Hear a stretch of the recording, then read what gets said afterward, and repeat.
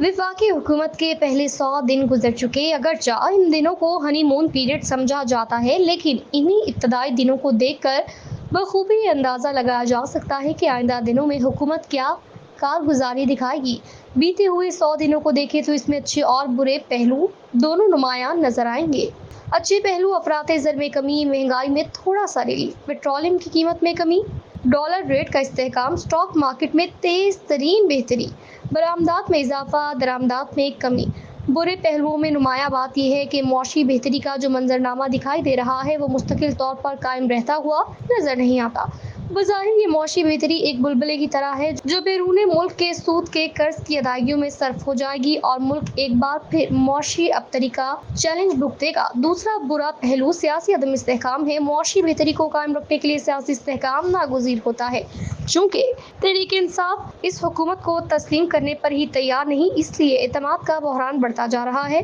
मौजूदा वफाकी हुकूमत के सरबराह शहबाज शरीफ सियासत से आंखें चुराकर अपनी तवज्जो सिर्फ मईशत और गवर्नेंस पर मरकूज किए हुए हैं। हालांकि उनके वज़ीर आज़म बनने और कायम रहने के लिए सियासत करना ज़रूरी है। सियासत पर उनका लबकुशाई न करना या दूसरे लफ्ज़ों में गूंगा बना रहना हुकूमती सियासत में एक बड़ी रुकावट है। दुनिया भर में सियासी कामयाबी में पहली बड़ी शर्त सियासी बयानिया और दूसरी शर्त कारगुजारी होती है। वज़ीर आज़म शहबाज शरीफ की तवज्जो कारगुजारी पर तो है, बयानिए पर बिल्कुल नहीं। लिहाजा अगर वो सोने के पहाड़ खड़े कर दें, शीशे की सड़कें बना दें, पेट्रोल को पानी जितना सस्ता भी कर दें, तब भी सियासी बयानी के बगैर उनकी सारी कारगुजारी नकारत जाएगी।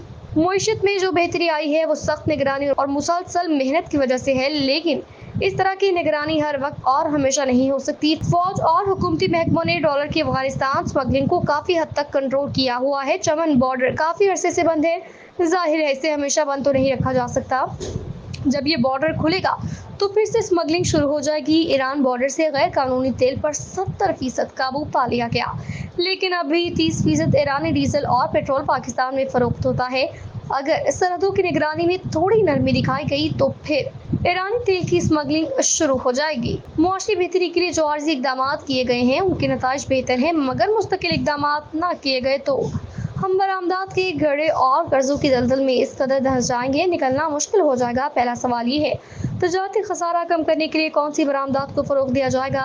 हुकूमत कौन सी सेक्टर की हौसला अफजाई करेगी? फिर बरामदात का क्या कदम मुकर्रर होगा?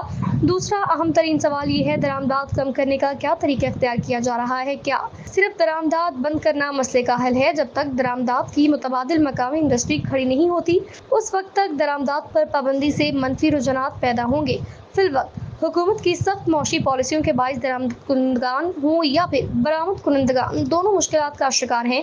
मालियाती पॉलिसियों के बाइस सरमायाकार अपना पैसा बैंकों में रख कर मुनाफा कमा रहे हैं। हालांकि ऐसी पॉलिसियाँ होनी चाहिए कि ये सरमाया सनतों के फ़रोग़ और नए रोज़गार की फराहमी के लिए इस्तेमाल हो। मुल्क की आवाम का सबसे बड़ा मसला अब महंगाई और महंगी बिजली बन चुका। ना सोलर के हवाले से कोई वाज़ेह पॉलिसी बजट में सामने आई, ना ही बिजली को सस्ता करने के हवाले से कोई मंसूबा या हदफ सामने लाया गया। माहिरीन का ख्याल है बिजली का रेट तब कम होगा जब नई सनतें लगेंगी, बिजली का इस्तेमाल ज़्यादा होगा।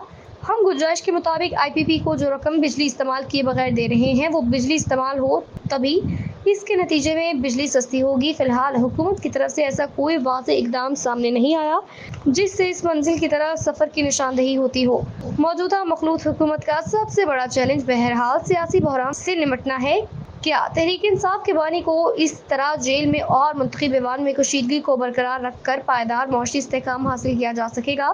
मेरी ज़ाती राय है ऐसा मुमकिन नहीं। नवाज शरीफ और आसिफ जरदारी को सर जोड़ कर बैठा है और इस मसले के हल के लिए मुक़तदरा से भी बातचीत करनी चाहिए।